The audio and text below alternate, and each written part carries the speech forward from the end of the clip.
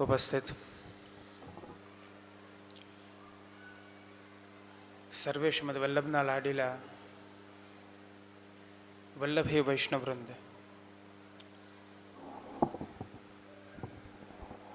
ભગવદ ચરણારવિંદાનુરાગી, ભગવદ ભક્ત્યનુરાગી એવં ભગવદ ભજનાનુરાગી આપ દરેક વાલા આત્મીયજનો, પ્રિયજનો, સ્વજનો, આપ સૌને આજના આ મંગલ દિને શ્રી બાલકૃષ્ણ પ્રભુના પાટોત્સવના નિમિત્તાંગત્વેન મારા વ્યાખ્યાનના પૂર્વે આપ સર્વને મારા ખૂબ ખૂબ હૃદયપૂર્વકના શુભાશીર્વાદ પ્રદાન કરી રહ્યો છું.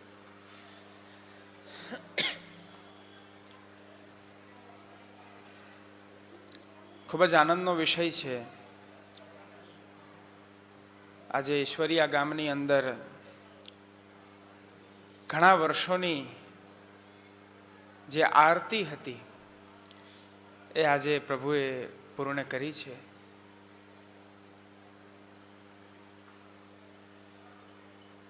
જ્યારે હું આવી રહ્યો હતો ત્યારે અહીંયા ગામની બહાર જ આપ લોકો દ્વારા જે સામયું થયું એ સામયાના માધ્યમથી જ એ અનુમાન લાગી ગયું કે ગામમાં ઉત્સાહ કેટલો છે.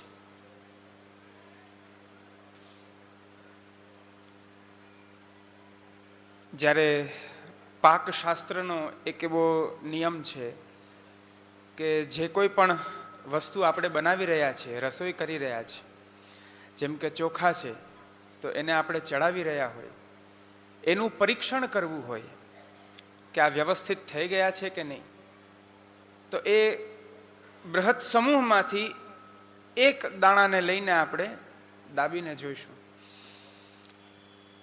એના અનુમાનથી આખો પાક તૈયાર છે કે નહીં એનું અનુમાન લાગી શકે. પ્રારંભમાં જ આપે સૌએ આપનો પરિચય આપી દીધો અને માર્ગમાં જ મને એવું થયું કે નહીં, અહીંયા શ્રી બાલકૃષ્ણ લાલજી સદાને માટે આ પ્રસન્નતાથી બિરાજશે. શ્રી ઠાકોરજીને અહીંયા પરિશ્રમ નહીં પડે. એ ગામનો ઉત્સાહ છે.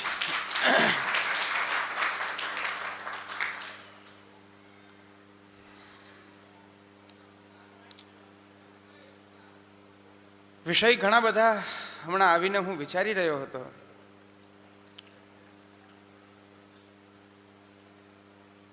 પરંતુ મંગલાચરણ કરી રહ્યો હતો એ જ સમયે એક એવી આંતરસ્ફૂર્ણા થઈ. બસ એ જ નાનકડો વિષય આપ સૌની સમક્ષ રજૂ કરું છું. આજે પાટોત્સવ થઈ ગયો. આજે ઈશ્વરિયા ગામની અંદર શ્રી બાલકૃષ્ણ લાલજી આપ પુષ્ટ થઈને પધાર્યા છે. હવે આજે જે ઉત્સવ છે એ ઉત્સવ કાલે નથી થવાનો. આ ગામની અંદર જે અત્યારના બહારગામના ને બધા જે વૈષ્ણવો બધા ઉપસ્થિત છો આપ સૌ મોટી સંખ્યામાં, આ દૃશ્ય કાલે નથી દેખાવાનું. તો આ કેવલ એક દિવસનો ઉત્સવ નથી.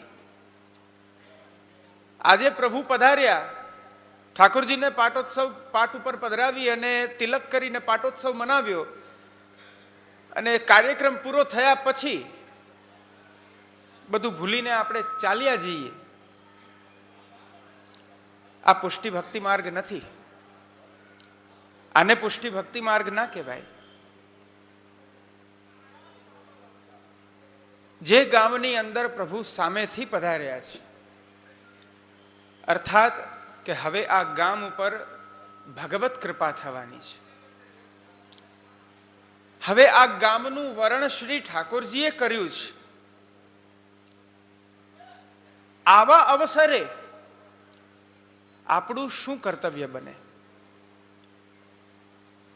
આપણા માટે કરણીય શું છે?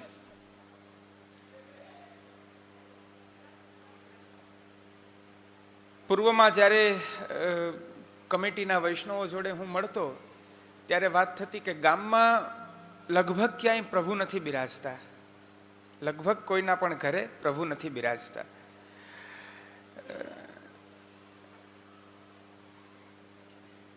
પરંતુ બ્રહ્મ સંબંધ તો બધાને હશે, એકો એક વૈષ્ણવોને હશે.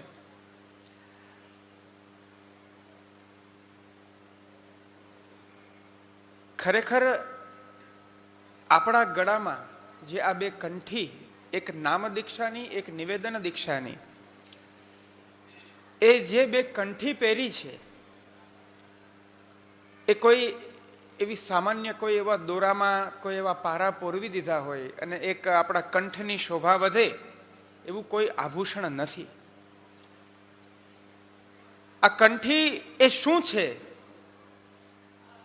એને ધારણ કર્યા પછી એક સામાન્ય જીવ જે કામ ક્રોધાદિ દોષોથી પીડિત થઈ રહ્યો છે, એવો જીવ, એને વૈષ્ણવની ઉપમા મળે છે, એને વૈષ્ણવ તરીકે સંબોધવામાં આવે છે.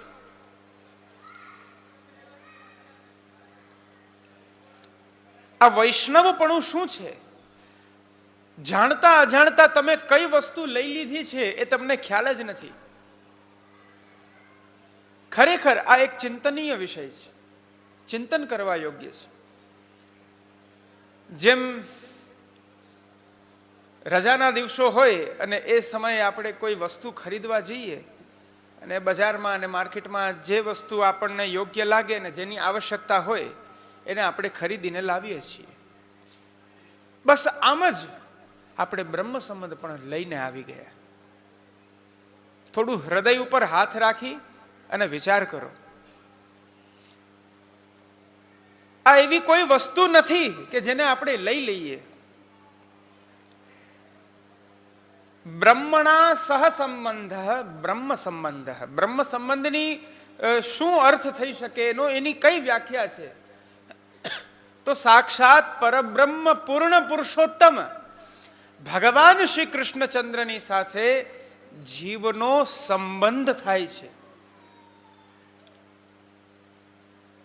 જે સંબંધ આજથી અનાદિકાલ પૂર્વે હતો, કાલક્રમે એ જીવ પ્રભુથી દૂર થયો, પુનઃ ભગવાન સામેથી આવી એ જીવને પોતાનો જાણી અને એનો હાથ પકડીને ખેંચી લે, આનું નામ બ્રહ્મ સંબંધ. આવો અલૌકિક અનુગ્રહ આપણી ઉપર થયો. પરંતુ આપણે જેમ છે એમ જ, કોઈ પરિવર્તન નહીં.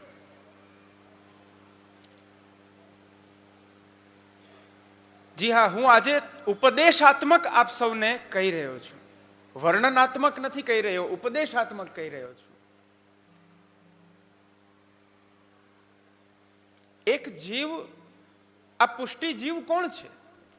આ પુષ્ટિ સૃષ્ટિ એ કોણ છે? એ ભગવાનની અંતરંગ સૃષ્ટિ છે, ભગવાનની નિજ સૃષ્ટિ છે. નિજ સૃષ્ટિ અર્થાત પોતાની સૃષ્ટિ, પોતે રચેલી સૃષ્ટિ. તો એક એવી શંકા થાય, પુષ્ટિથી ઇતર જે સૃષ્ટિ છે, જે સામાન્ય જીવ છે, જેમ પ્રવાહ જીવ છે, તો શું એ ભગવાનની રચના નહીં હોય? તો આ આખું જગત ભગવાનનું બનાવેલું જ ના કહેવાય.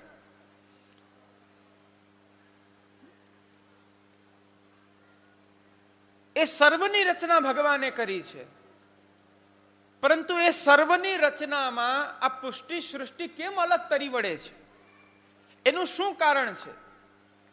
એનું કારણ એ છે, અલગ અલગ વિભિન્ન સૃષ્ટિઓને પ્રકટ કરી ભગવાને આ સંસાર ચક્ર, આ જગતના કાલચક્રને ચલાવવાને માટે એ સૃષ્ટિને પ્રકટ કરી છે. અમુક સૃષ્ટિને આ વેદની પરંપરા જળવાઈ રહે એ માટે પ્રકટ કરી છે. પરંતુ જે પુષ્ટિ સૃષ્ટિ છે એ અન્ય કોઈ ઉદ્દેશ્યથી ભગવાને પ્રકટ નથી કરી, એ કેવલ ને કેવલ પોતાને માટે પ્રકટ કરી છે. આ બહુ સમજવા જેવું છે. આ હું આપને આચાર્ય વચનો દ્વારા પણ કહી શકું, પરંતુ પહેલી વાર બોલી રહ્યો છું આ ગામમાં, અને આપ સૌની મુખાકૃતિ જોતા એવું લાગે કે મારે બેઝિક કહેવું જોઈએ. પણ આ બધી મારી વાતો નથી, આ આપણા પૂર્વાચાર્યોની આજ્ઞા છે. શ્રી મહાપ્રભુજી આપ લખે છે, ઈચ્છા માત્રેણ મનસા પ્રવાહમ સૃષ્ટવાન હરિ વચસા વેદ માર્ગમ હિ પુષ્ટિમ કાયેન નિશ્ચય. ઈચ્છા માત્રથી એક સૃષ્ટિ પ્રકટ કરી, જે આ પ્રવાહ સૃષ્ટિ છે, જે આ સંસારની અંદર જન્મ મૃત્યુ જેનું વર્ણન આવે છે, પુનરપી જનનમ પુનરપી મરણમ પુનરપી જનની જઠરે શયનમ, આ પ્રક્રિયાને ચલાવવાને માટે એ એક સૃષ્ટિ પ્રકટ થઈ. ત્યાર પછી મર્યાદા સૃષ્ટિ, તો એ વચસા વાણી દ્વારા ભગવાને પ્રકટ કરી. કેમ? જો વાણી દ્વારા પ્રકટ કરી જેથી એ ભૂતલ ઉપર આવે અને એ મુખમાંથી નીકળેલા એ વેદોને અનુસરી અને પોતે ધર્મ માર્ગને અગ્રસર કરે, અને એ ધર્મ માર્ગના ફલ સ્વરૂપ એ સ્વર્ગાદી લોકોની અંદર પાછા ઉપર જતા રહે. આ બંને સૃષ્ટિમાંથી એક અલગ કોન્સેપ્ટ ભગવાને કર્યો છે. એક આખો એક અલગ જ વિષય ભગવાને પોતાને માટે પ્રકટ કર્યો, એ છે પુષ્ટિમ કાયેન નિશ્ચય. એક ઈચ્છા માત્રથી મનમાંથી એક સૃષ્ટિ પ્રકટ કરી, એક વાણીથી પ્રકટ કરી, અને ત્યાર પછીની એક પોતાના અલૌકિક મધુરાત્મક શ્રીઅંગમાંથી પ્રકટ કરી. એમ કહી શકાય કે પોતાના હૃદયમાંથી પ્રકટ કરી. એ જે સૃષ્ટિ છે એ આ સૌ પુષ્ટિ સૃષ્ટિ છે. કોઈના માટે નથી કરી, કેવલ પોતાના માટે પ્રકટ કરી. આ જીવ પ્રકટ થાય, પ્રકટ થઈ હું આનંદ સ્વરૂપ છું, હું પરમાનંદ સ્વરૂપ છું, અને એ મારા પરમાનંદને, એ મારા ભજનાનંદને, એ મારા સ્વરૂપાનંદને આ જીવ પ્રાપ્ત કરે. પ્રાપ્ત કરીને પુનઃ પાછો મને સેવે. આ ક્રમથી આ પુષ્ટિ સૃષ્ટિ પ્રકટ થઈ. સમય આવતા એ જીવો કોઈ ને કોઈ અપરાધવશ આ ભૂતલ પર આવ્યા. અનંત યુગો વીત્યા. ભગવત ધામમાં પ્રભુને પણ એ વિરહ થઈ રહ્યો છે. ભગવાન પણ એ સહી નથી શકતા કે મારા ભક્તો આ સંસાર ચક્રની અંદર આવી, આ કાલ ચક્રમાં આવી અને જન્મ મૃત્યુના એ ચક્રની અંદર 84 લાખ જન્મની અંદર એ પીસાઈ રહ્યા છે. જ્યારે ભગવાનથી એ તાપ સહન ન થયો, ત્યારે શ્રી મહાપ્રભુજીનું પ્રાકટ્ય નિત્ય લીલા ધામમાં એ યુગલ સ્વરૂપના માધ્યમથી ત્યાં પ્રકટ થયું છે. અને ત્યારે શ્રી મહાપ્રભુજીને આપ બંને યુગલ સ્વરૂપે આજ્ઞા કરી, હે વલ્લભ, આપ ભૂતલ ઉપર પધારો. આ ભૂતલ ઉપર પધારીને જેટલા પણ દૈવી જીવો છે, એ પ્રત્યેક જીવો જે અહીંથી મારાથી વિખૂટા પડી અને ભૂતલ ઉપર ગયા છે, એ પ્રત્યેક જીવોને પુનઃ મારા શરણે લાવો.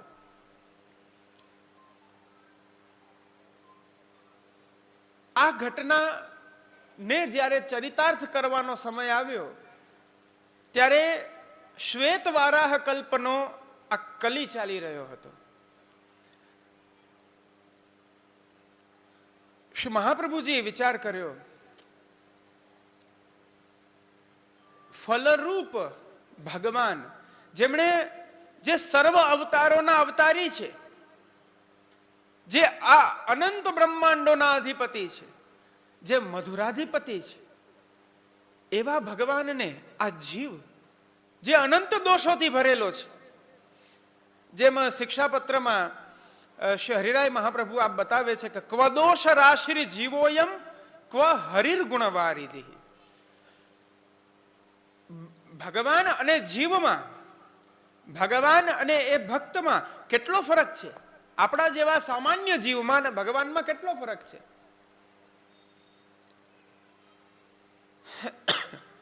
શ્રી હરિરાય મહાપ્રભુ આપ બતાવે છે કે આ જીવની અને ભગવાનની સમાનતા એ પ્રકારે જોઈ શકાય કે ક્યાં એક અનંત દોષોનો સાગર અને ક્યાં એક અનંત ગુણોના સાગર. બીજો તફાવત બતાવ્યો કે ક્યાં એક અંધકાર જેવો જીવ અને ક્યાં પ્રકાશ જેવા ભગવાન. આનો સંબંધ કેમ કરી શકાય? આને કેમ જોડી શકાય? હું ઘણીવાર મારા પ્રવચનમાં એક લૌકિક દ્રષ્ટાંત આપું છું. એક પાત્ર લ્યો અને એ પાત્રમાં જલ ભર્યું, પાણી ભરી દો, ત્યાર પછી એમાં 2 ટીપા તેલના મૂકજો. આપણામાં જેટલી તાકાત હોય, જેટલી ઉર્જા હોય એટલી ઉર્જાથી એને મિક્સ કરી દો. એ બંને મળી જશે? હા કે ના તો કહો જરા. ને કદાચ ઈશ્વરિયામાં એવો ચમત્કાર થાય તો બહુ સારું કહેવાય. અમારે ત્યાં તો એ સંભવ નથી. કેમ ન થઈ શકે? કારણ કે બંનેની પ્રકૃતિ અલગ છે, બંનેનો સ્વભાવ અલગ છે, બંનેના ઉદ્ગમ સ્થાનો અલગ છે, બંનેના કાર્યો અલગ છે. આવું જ કઈ જીવ અને ભગવાન સાથેનો સંબંધ છે. પણ એ ક્યારે? જ્યારે એ જીવ એકલો છે, જ્યારે એ જીવનો સંબંધ માયા સાથે થયેલો છે, જ્યારે એ જીવ આ માયાથી સંકળાયેલો છે, માયાના કારણે દેહાધ્યાસ, પોતાને આ શરીર, પોતાને શરીર માને છે, માયાના કારણે અંતઃકરણાધ્યાસ, પોતાને અંતઃકરણ માને છે, માયાના કારણે ઇન્દ્રિયાધ્યાસ, આ ઇન્દ્રિયો હું ઇન્દ્રિય છું એવું માને છે, સ્વરૂપ વિસ્મૃતિ, હું કોણ છું એ પોતે ભૂલી ગયો છે. આ 5 પર્વો, એના કારણે એ જીવ એવો ઢંકાઈ ગયો છે. જેમ આપને બહુ સરળતાથી સમજાવું તો અગ્નિ છે પરંતુ રાખથી ઢંકાઈ ગઈ છે, હોવા છતાં પણ એની અનુભૂતિ નહીં થાય. અગ્નિનું લક્ષણ શું છે? તર્કશાસ્ત્રીઓ કહે છે કે અગ્નિનું અનુમાન ત્યારે જ લાગે કે જ્યાં ધુમાડો જોવામાં આવે. દૂરથી ધુમાડો જોયો, હા ત્યાં ધુમાડો છે, તો ત્યાં નિશ્ચિત અગ્નિ હોવી જોઈએ. યત્ર યત્ર ધૂમસ તત્ર તત્ર વહ્નિ. આ સાહચર્ય છે, આ બંનેની એક સમાનતા છે, બંને સાથે ચાલે. અગ્નિ ધુમાડા વિનાનો અગ્નિ હોય જ ન શકે. તો બસ અગ્નિ છે પરંતુ રાખથી ઢંકાઈ ગઈ છે. પણ એ ક્યારે પ્રદીપ્ત થાય? જ્યારે કોઈ આવીને રાખ હટાવે, થોડો પવન આપે, પુનઃ એ અગ્નિ તો છે જ. અચ્છા, કાષ્ઠ, લાકડું, કાષ્ઠની અંદર પણ અગ્નિ છે? હા કે ના? છે કે નહીં? આમ ક્યારે એવું થયું છે કે આમ સામાન્ય કાષ્ઠને આપણે હાથમાં લઈએ ને દાજી જઈએ? નથી થયું. પરંતુ અગ્નિ છે, એની અંદર તે અપ્રકટ અગ્નિ છે. જ્યારે બીજા કાષ્ઠ, બંને અરણીઓનું જ્યારે અરણી મંથન થાય, હવે તો એ પણ સંભવ નથી, નહીતર પહેલાના તો યજ્ઞ યાગાદિમાં અરણી મંથન થતા. તો એ અરણી મંથન થાય, બ્રાહ્મણો વેદ મંત્રો બોલે અને એ અપ્રકટ અગ્નિ પ્રકટ થઈ જાય. તો આવો આ જીવ જે છે ભગવાનનો, જેનો સંબંધ ભગવાન સાથે છે, જે પ્રભુનો અંશ છે, આ બહુ મોટી વાત છે. શ્રી મહાપ્રભુજી જ્યારે જીવોના સ્વરૂપને આપ બતાવે છે, ત્યારે આપ બહુ સ્પષ્ટપણે એવી આજ્ઞા કરે છે, જીવાહ સ્વભાવતો દુષ્ટાહ. આ જીવ દોષ બુદ્ધિનો છે, જીવનો સ્વભાવ દુષ્ટ છે. કોઈએ કહ્યું, અરે સ્વભાવ ત્યારે જ દુષ્ટ હોય કે જ્યારે પોતે દુષ્ટ હોય. આજે કોઈની અંદર જેમ કે દુર્યોધનનું દ્રષ્ટાંત લો ને, આ બહુ પ્રસિદ્ધ વાક્ય છે એનું, જાનામિ ધર્મમ નચમે પ્રવૃત્તિ, જાનામ્ય ધર્મમ નચમે નિવૃત્તિ. હું જાણું છું ધર્મ શું છે, હું જાણું છું અધર્મ શું છે, પરંતુ ધર્મ મારાથી થશે નહીં. અધર્મ હું છોડી શકીશ નહીં, અધર્મ હું છોડી શકીશ નહીં. મને ખબર છે આ ધર્મ છે. તો એનો એ સ્વભાવ દુષ્ટ છે. પરંતુ એ ક્યારે દુષ્ટ થાય? સ્વભાવ ક્યારે દુષ્ટ થાય? જ્યારે એની પ્રકૃતિ દુષ્ટ હોય. તો કોઈ પ્રશ્ન કરે કે જીવ તો સર્વથા દુષ્ટ છે, તો ત્યાં આપણા આચાર્ય ચરણો આજ્ઞા કરે છે, એ જીવ એ ભગવદ અંશ છે, ભગવાનનો અંશ છે. ભગવાનનું સ્વરૂપ શું છે? નિર્દોષ પૂર્ણ ગુણ વિગ્રહ આત્મતંત્ર. ભગવાન નિર્દોષ છે, પૂર્ણ ગુણ વિગ્રહ છે, આત્મતંત્ર, સર્વતંત્ર સ્વતંત્ર છે. એનો જે અંશ હોય એ દોષયુક્ત કેમ થઈ શકે?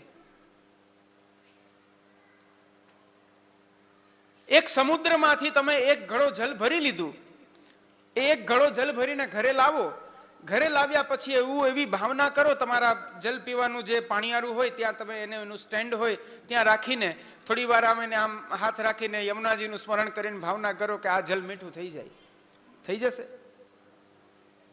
હા કે ના તો કહો. અચ્છા, અહીંયા પાછું એવું થતું નથી ને? કેમ નથી થતું? કારણ કે એ સાગરનો સહજ સ્વભાવ છે કે એનામાં એક ક્ષાર છે. એ ક્ષારના કારણે જલ પણ ખારું જ રહેવાનું છે. તો જે નિર્દોષ બ્રહ્મ છે એ નિર્દોષ બ્રહ્મ, પૂર્ણાનંદ બ્રહ્મમાંથી નીકળેલો એક જીવ દોષરૂપ કેમ થઈ શકે?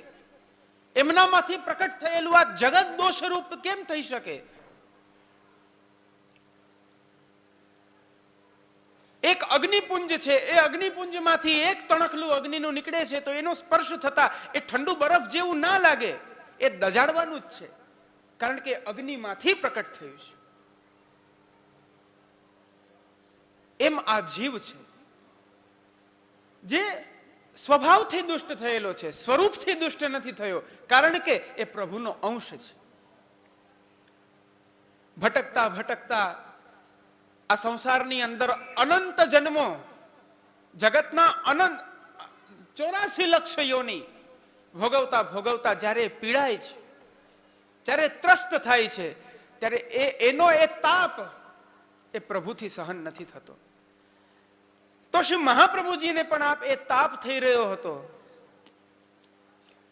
કે જીવ આવો છે ભગવદ અંશ, પણ સ્વભાવથી દુષ્ટ થયો છે, માયા દ્વારા બંધાઈ ગયો છે. હવે આ કલીની અંદર એવું કયું સાધન છે કે જેનાથી આ જીવને પરિશુદ્ધ કરી અને એને ભગવત ચરણારવિંદમાં સોંપી શકાય, પ્રભુને સોંપી શકાય, પ્રભુને એનું નિવેદન થઈ શકે, સમર્પિત થઈ શકે? એવું કયું સાધન છે? વિચાર કર્યો. યોગ માર્ગ. યોગ માર્ગ સામે જોઈને આ બાજુ જીવો સામે જોયું, કહ્યું આ તો થઈ જ નહીં શકે. એ યોગની અંદર જે કઠિન જે એની સાધના છે, જે એની ક્લિષ્ટ સાધના છે, એ આ જીવની કરવાની સામર્થ્ય જ નથી. આજે એકાદશી છે, ખરેખર હૃદય ઉપર હાથ રાખીને કહેજો પ્રિયજનો, આપણાથી વ્યવસ્થિત એક એકાદશી પણ નથી થઈ શકતી, નથી થઈ શકતી. પાછું જો સ્વાર્થ હોય ને તો થાય, તો તમે એકાદશી નહીં પરંતુ પયોવ્રત પણ કરી શકો છો, 2 મહિના દૂધ ઉપર પણ રહી શકાય. સ્વાર્થ હોય તો ભગવાન મળતા હોય, ભગવાનને લઈને શું કરવું છે? ભગવાન દ્વારા કઈ વસ્તુ મળે તો કામનું છે ને. આ આપણી વિચારધારા છે. કોઈના ગ્રહની અંદર, જન્માક્ષરની અંદર કોઈ એવા ખરાબ ગ્રહો હોય, અસ્થાને બેઠા હોય, યા તો કોઈ એવા સારા ગ્રહની પાપ ગ્રહ સાથેની યુતિ વગેરે વગેરે, જ્યોતિષી એ બધી ભાષા છે. તો એવા કોઈ એવા ખરાબ ગ્રહ હોય ને કહ્યું કે રવિવાર રહ્યો. ઘણા તો નિર્જલ, કોઈને સોમવાર ને કોઈને બુધવાર ને નિર્જલ રહેલો છો, એકાદશી નથી રહી શકાતી. હવે એ ગ્રહો જુઓ, એ ગ્રહો નું શું સામર્થ્ય છે અને ભગવાનની શું મહત્તા છે. આ જે આ નવગ્રહ છે એ આ આપણી પૃથ્વીના નાનકડા સૌરમંડળની વાત છે. આવા અનંત સૌરમંડળોનું બનેલું એક યુનિવર્સ, એક ગેલેક્સી, એવી અસંખ્ય ગેલેક્સીઓ, અસંખ્ય બ્રહ્માંડો ભગવાને પ્રકટ કર્યા. અને એને જ્યારે ભગવાનના વિગ્રહની અંદર જ્યારે એને ગોઠવવામાં આવ્યા, વેદ કહે છે અત્યતિષ્ઠત દશાંગુલમ, યજુર્વેદ કહે છે કે જ્યારે એને ગોઠવ્યા ને, આમ નીચેથી સ્ટાર્ટ કર્યું ને તો ખાલી 10 અંગુલ જ આવ્યું, ત્યાં સુધીમાં બધું પૂરું થઈ ગયું. અહીંથી આમ સ્ટાર્ટ કરો તો આમ 10 અંગુલ, 10 અંગુલ એટલે આટલો માપ, બસ એ 10 અંગુલ જ આવ્યું. 10 અંગુલમાં તો બધું પૂરું થઈ ગયું, હજી બધું બાકી છે. આ આપણા ભગવાનની મહત્તા છે, આપણા પ્રભુનું ઐશ્વર્ય છે, આપણા પ્રભુની વ્યાપકતા છે. પરબ્રહ્મ, બ્રહ્મ શબ્દ એને જ કહેવાય. બ્રહ્મનો અર્થ છે ફેલાવું, જે સર્વત્ર ફેલાયેલા હોય. બૃહત્વાદ બ્રહ્મ, જે સર્વત્ર કણ કણમાં વ્યાપ્ત હોય, એને બ્રહ્મ કહેવાય. અને જે દિવસે વ્રત કરી એમનું સ્મરણ કરવાનું હોય, આ એકાદશી શું છે? આ આપણી 11 ઇન્દ્રિયો છે. 5 જ્ઞાનેન્દ્રિય, 5 કર્મેન્દ્રિય, 11મું મન.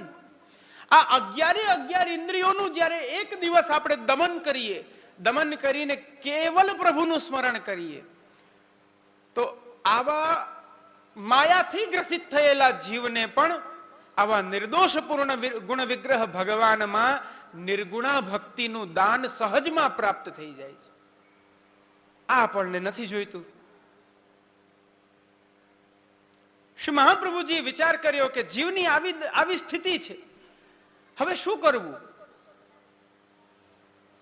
ત્યારે સાક્ષાત ત્યાં પ્રભુ પ્રકટ થયા.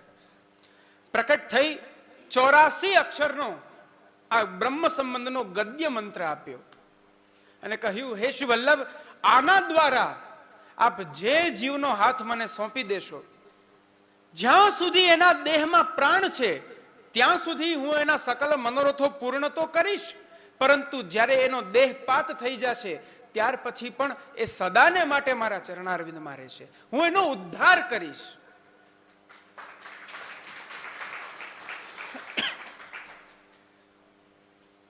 આવો ભક્તિ માર્ગ આપણને પ્રાપ્ત થયો.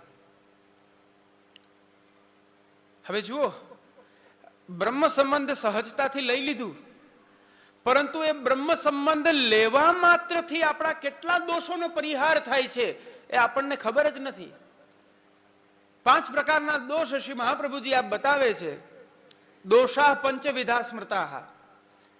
સહજ દોષ, દેશોત્થ કાલોત્થ દોષ, લોકવેદ નિરૂપિત દોષ, સંયોગજ દોષ અને સ્પર્શજ દોષ. આવા 5 દોષો છે જે સહજતાથી આપણે કરી રહ્યા છીએ. સહજતાથી કરી રહ્યા છીએ. આ બધા દેશકાલ દ્વારા થતો દોષ, તો હવે સમય એવો છે, સ્થાન એવું છે, તો એમાં એ દોષ થાય. કોઈ એવો વ્યક્તિ છે જે ખરેખર છે દૈવી જીવ, પરંતુ કોઈ યવન દેશમાં રહેતો હોય તો એ દેશોત્થ દોષ થઈ ગયો. આ બધા દોષોનું, સંયોગજ દોષ, સ્પર્શજ દોષ, સ્પર્શ વગેરે દોષોનું પણ શમન આપણે કરી શકીએ, પણ સહજ દોષને ક્યાં કેવી રીતના હટાવવું? સહજ દોષ જે જન્મથી છે, એક જીવપણાથી છે, એને કેમ હટાવીશું? એ આપણા હાથની વાત જ નથી.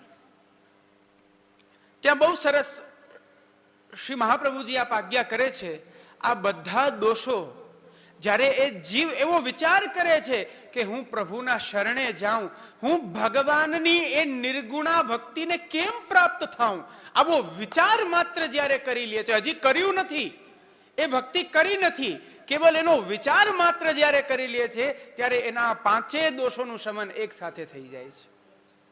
વિચાર કરો.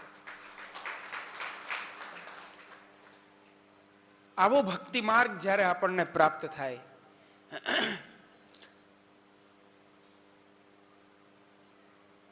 હજી આપ સૌને કહું, હું ઘણીવાર મારા પ્રવચનમાં કહેતો રહું છું, આ શાંડિલ્ય સંહિતાની વાત છે. આજે આ બ્રહ્મ સંબંધ લઈને બધા વૈષ્ણવ થઈને આપ સૌ અહીંયા બેઠા છો, આટલું સહજ નથી. 84 લાખ જન્મ પાર કર્યા પછી 33 જન્મ સુધી મનુષ્યનો જન્મ પ્રાપ્ત થાય છે, પરંતુ એ 33 જન્મની અંદર સૂર્ય ચંદ્રાદિ દેવની ભક્તિ આપણે કરીએ છીએ. ત્યાર પછી છેલ્લા જે 3 જન્મો હોય છે, એ 3 જન્મમાં એક જન્મમાં એ બ્રહ્માજીની ભક્તિ કરે છે, ત્યાર પછીના જન્મમાં એ શિવજીની ભક્તિ કરે છે, ત્યાર પછીના જન્મમાં એ વિષ્ણુ ભક્તિ કરે છે. આવા 33 જન્મો, 84 લાખ જન્મ તો અલગ જ, 84 લાખ જન્મ પછી મનુષ્યનો જન્મ પ્રાપ્ત થાય, અને ત્યાર પછીના 33 જન્મ સુધી આ પ્રકારે સાધન કરતો રહે. એ પછી 34મા જન્મમાં એને કૃષ્ણ ભક્તિનો અધિકાર પ્રાપ્ત થાય છે. એને કૃષ્ણ ભક્તિનો અધિકાર પ્રાપ્ત થાય છે. અચ્છા, હવે 34મો જન્મ આવી ગયો. 34મો જન્મ આવી ગયા પછી કૃષ્ણ ભક્તિનો અધિકાર પ્રાપ્ત થયો, બ્રહ્મ સંબંધ થયું, પરંતુ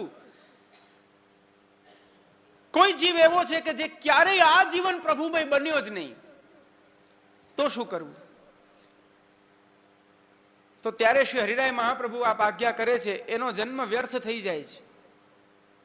વૃથાત જન્મ ભૂતલે, એનો જન્મ વ્યર્થ થાય છે. કારણ કે એને આટલા અવસરો આપ્યા.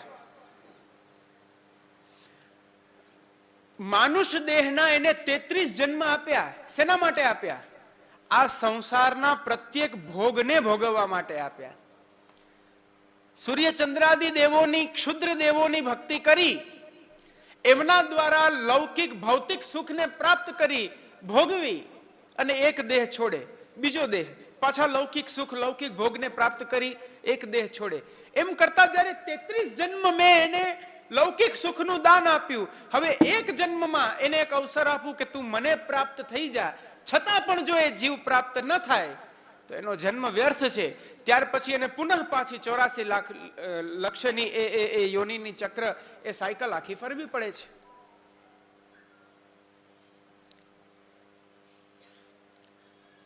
આપણે સૌ અત્યારના સુખી છીએ, આનંદમાં છીએ, પ્રસન્ન છીએ, પરંતુ જે આપણા હૃદયમાં વિદ્યમાન જે આપણો અંતરાત્મા છે, એ પ્રત્યેક જન્મના પ્રારંભમાં અનંત દુઃખો વેઠે છે. કારણ કે એ ભગવાનથી વિખૂટો પડેલો છે. બહુ સરસ આપ સૌને એક પ્રસંગ કહું ભાગવતજીનો. 6ઠા સ્કંદમાં મહારાજ ચિત્રકેતુનો પ્રસંગ આવે છે. શ્રીમદ ભાગવતજીનો 6ઠો સ્કંદ. ચિત્રકેતુ મહારાજ અને એમના પત્ની હતા કૃતદ્યુતિ, મહારાણી કૃતદ્યુતિ. ઘણા વર્ષો થયા એમને સંતાન ન હતું. રાજા બહુ ચિંતિત રહેતા, મારા પછી આ મારું અવડું મોટું ચક્રવર્તી, મારું આખું સામ્રાજ્ય છે, આખી પ્રજાનું શું થશે? એનો શાસન કરનારો કોણ હશે? બહુ ચિંતામગ્ન રહેતા. એક દિવસ ત્યાં ઋષિ અંગીરા અને નારદજી ત્યાં ફરતા ફરતા આવે છે, અને જ્યારે મહારાજને ખબર પડે છે તો એમનું સ્વાગત કરે છે, અને અતિથિ સત્કારના જે શાસ્ત્રીય પ્રકારો છે બધા જ પોતે ત્યાં કરે છે. ત્યાર પછી રાજાના મુખ પર જે ચિંતા હતી એ સહજતાથી જોઈ લીધી. એટલે બંને બ્રહ્મર્ષિ અને મહર્ષિ બંને બોલ્યા કે કેમ રાજન આટલા ચિંતિત છો? આપની પ્રજા તો બહુ આનંદમાં છે, આપનું રાજ્ય બહુ સમૃદ્ધ છે, હવે શું જોઈએ છે? મહારાજ કહે છે કે આપની વાત સાચી છે ભગવાન, પરંતુ આ પ્રજાને ચલાવી શકે, પ્રજાનું પુનઃ શાસન મારા પછી થઈ શકે એવું કોઈ પુત્ર, એવી કોઈ સંતતિ મને નથી. આપ સર્વ કંઈ કરવા સમર્થ છો, મને એવો આશીર્વાદ આપો અથવા વરદાન આપો, અથવા તો કોઈ એવો ઉપાય આપો જેનાથી મને મારે ત્યાં એક પુત્ર રત્નની મને પ્રાપ્તિ થાય.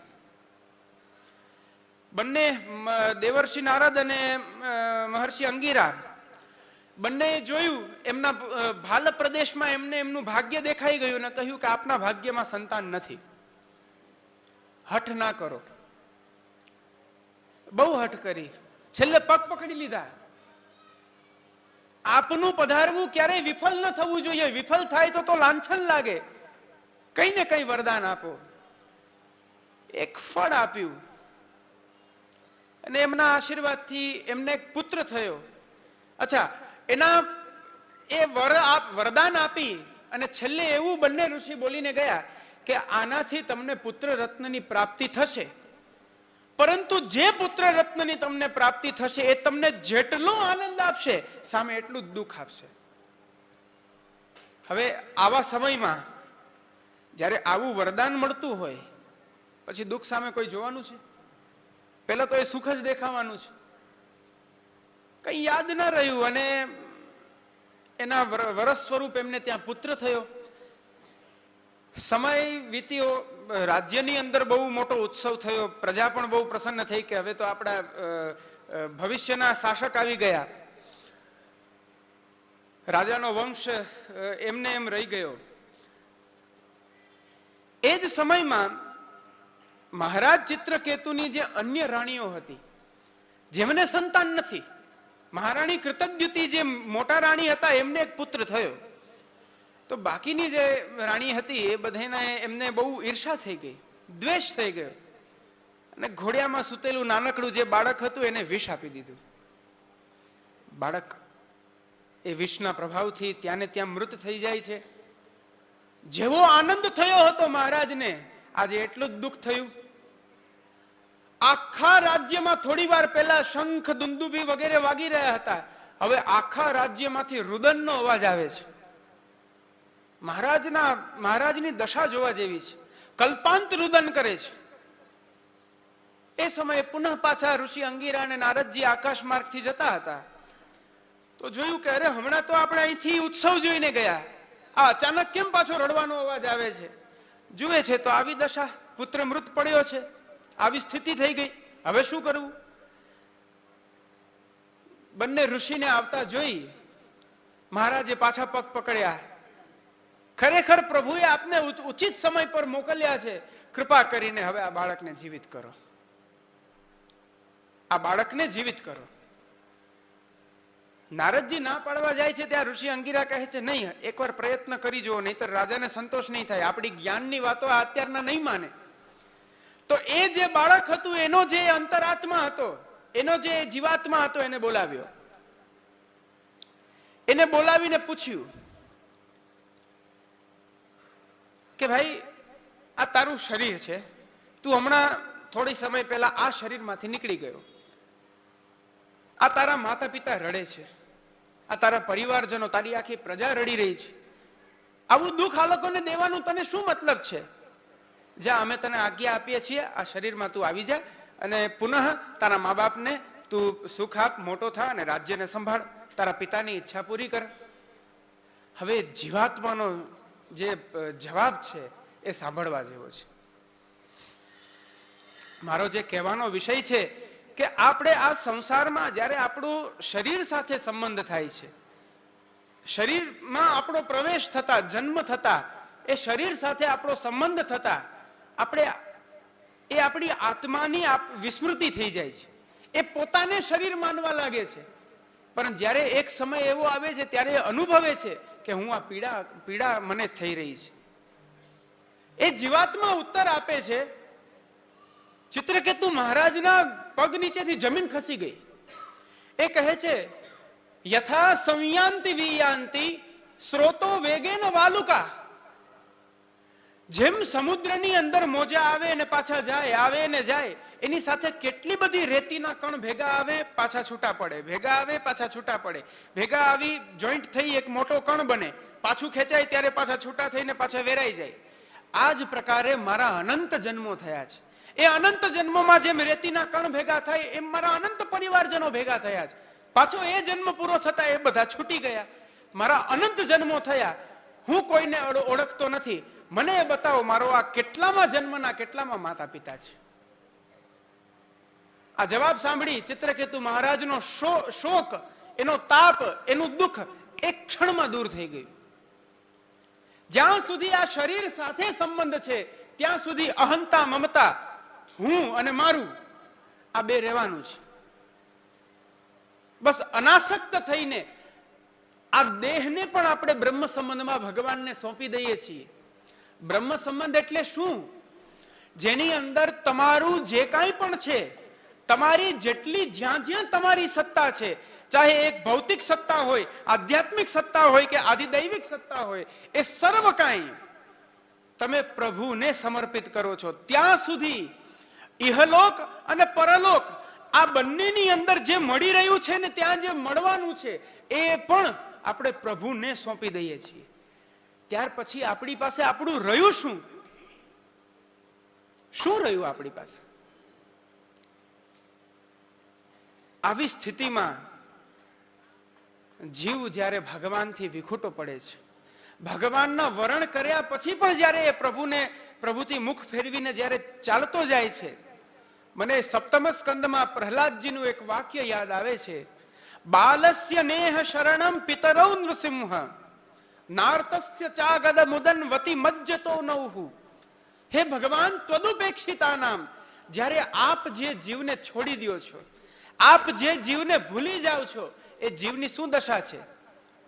અરે એ જીવની પાછળ આ કાલ એક વિશાલ અજગર બનીને દોડે છે, અને એ જીવ દોડતો દોડતો દોડતો બાલસ્ય નેહ શરણમ પિતરૌ, પોતાના માતા પિતા પાસે જાય તો એ માતા પિતા પણ એને બચાવવા સમર્થ નથી. રોગી જો જ્યારે ઔષધિનો આશ્રય લે છે તો ઔષધિનો આશ્રય લેતા એ ઔષધિ એને બચાવી શકે છે, પરંતુ જ્યારે આવો જીવ રોગી થાય છે તો એને કોઈ એવી ઔષધ નથી બની કે જે એને સ્વસ્થ કરી શકે. કોઈ વ્યક્તિ નાવમાં ડૂબી રહ્યો છે, જલમાં છે અને નાવમાં ડૂબી રહ્યો છે, અને એ સમયે આસપાસના સંસાધનોથી એ બચી જાય, પરંતુ એવો પણ કોઈ એવો કર્ણધાર, કોઈ એવો એની પાસે નહીં રહી શકે જે એને ડૂબતા બચાવી શકે. આ જીવની આવી સ્થિતિ ક્યારે થાય? જ્યારે એ ભગવાનથી વિમુખ થાય. શ્રી મહાપ્રભુજીના વચનામૃતને યાદ કરીએ. યદા બહિર્મુખા યુયમ ભવિષ્યત કથંચન તદા કાલ પ્રવાહસ્થા દેહ ચિત્તા દયોપ્યુત. હે જીવો, જ્યારે શ્રી મહાપ્રભુજી આપ આજ્ઞા કરે છે કે જ્યારે આપ ભગવાનથી બહિર્મુખ થશો, વિમુખ થશો, ભગવાનથી મુખ મોડી લેશો, ત્યારે આ કાલ એ તમારા સૌનું ભક્ષણ કરી જશે. તમારા દેહને, તમારા ચિત્તને, તમારી પ્રત્યેક ઇન્દ્રિયોને આ કાલ ભક્ષી જશે.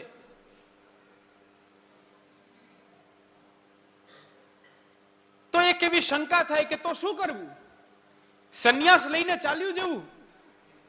આ બધું છોડી દઈએ?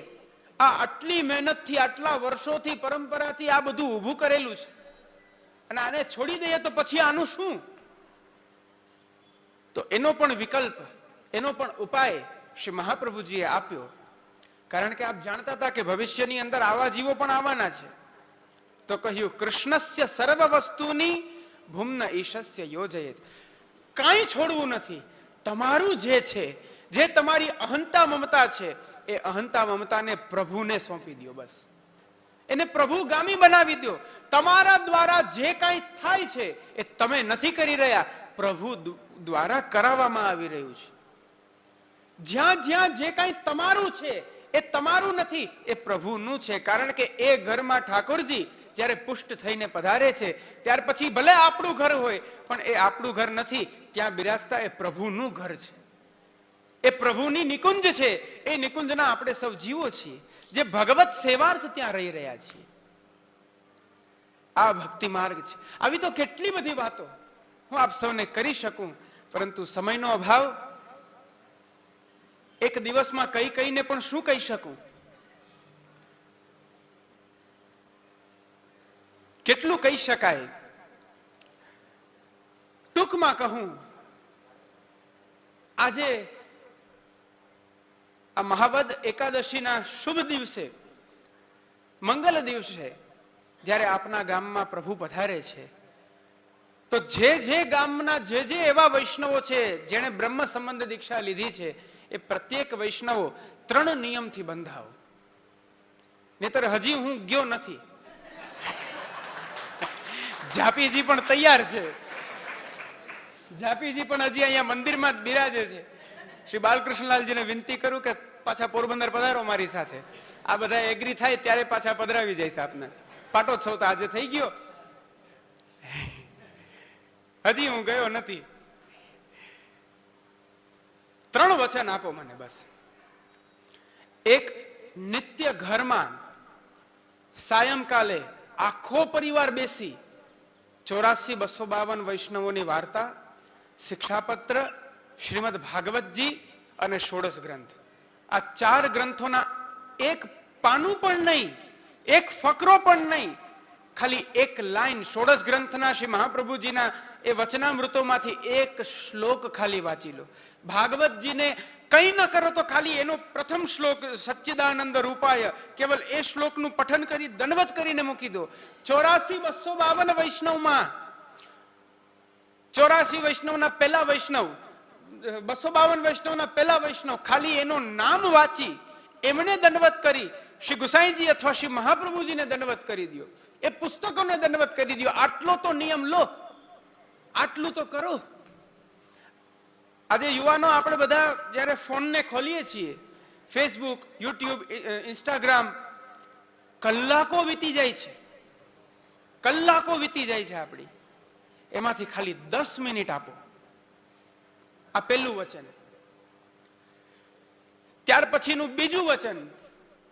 જેણે જેણે બ્રહ્મ સંબંધ લીધું છે એમણે ફરજિયાત 3 માલા શ્રી કૃષ્ણ શરણમ મમ એ અષ્ટાક્ષર મંત્રની કરો. કૃષ્ણ મંત્ર ફલાધિકાહ, હજારો સહસ્ર મંત્રો છે, પરંતુ એ સર્વ મંત્રનો સાર, સર્વ મંત્ર જે મંત્રમાંથી પ્રકટ થયા છે.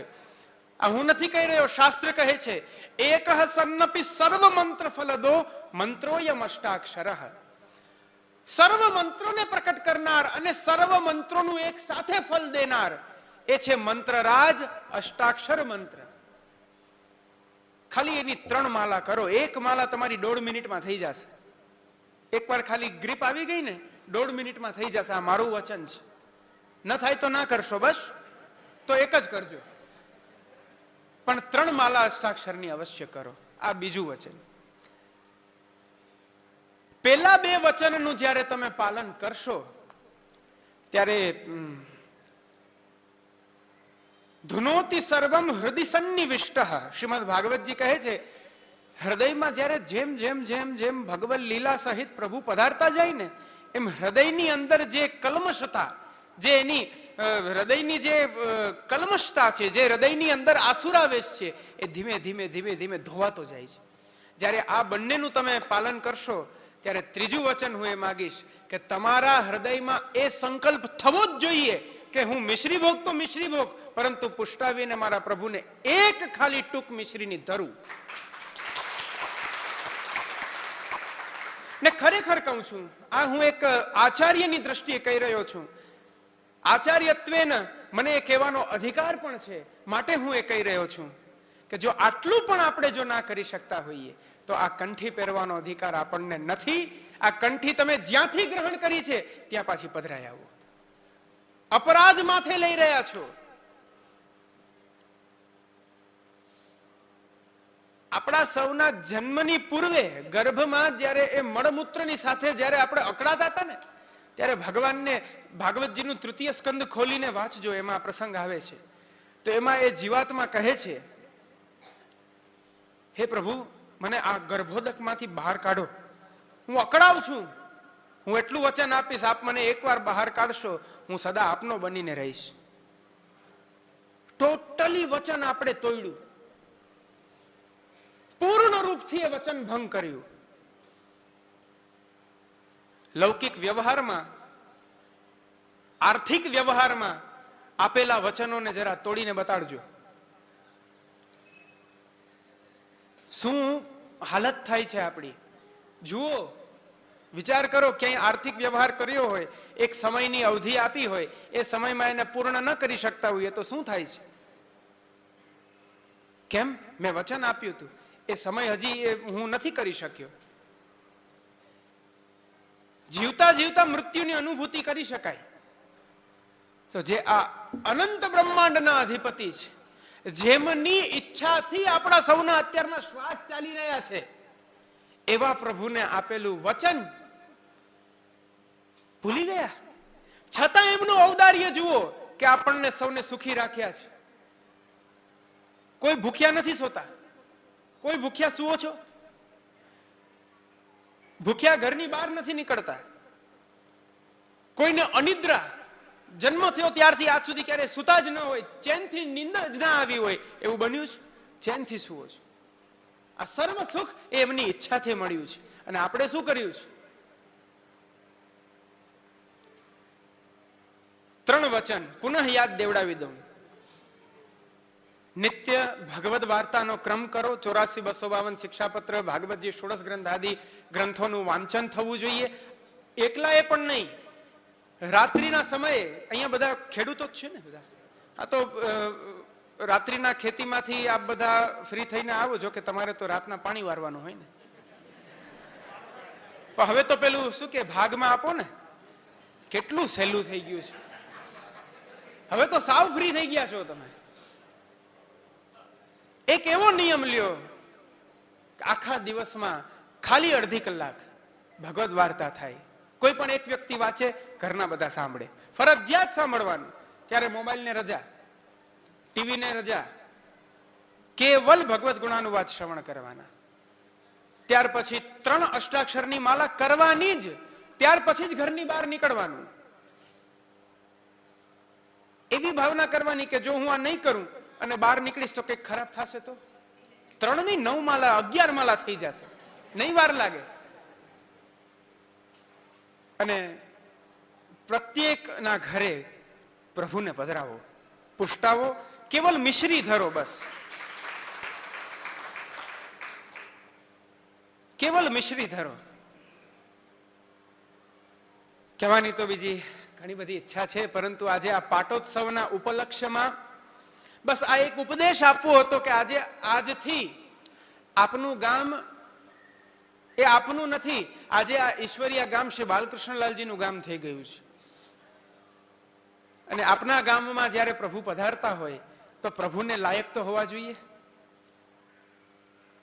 આજે પ્રસંગ છે, અહીંયા આટલો મોટો ઉત્સવ છે ને આપ બધા આવ્યા છો, કેટલા સુંદર બધા સજી ધજીને આવ્યા છો. કેમ? પ્રસંગ છે. જેવો પ્રસંગ છે એના અનુરૂપ જવું જોઈએ ને, એનાથી વિપરીત જાય તો કેવા લાગે? કોઈ ફાટેલા કપડા પહેરીને અત્યારના અહીંયા બેઠું હશે, આમ બધા જ એને જોશે, આમ કંઈક અલગ લાગે છે. કાં તો પછી આનામાં કઈ આને કઈ એવી તકલીફ હોવી જોઈએ. એમ બાલકૃષ્ણલાલજી જ્યારે સામેથી અહીંયા પધાર્યા છે, પણ આપણે સૌ એમના અનુરૂપ હજી નથી. એમના અનુરૂપ બનવાનો પ્રયત્ન કરો. બસ મારો કહેવાનો આ એક જ તાત્પર્ય છે, આ એક જ અભિગમ છે મારો. વિશેષ બસ વધારે ન કહેતા, પુનઃ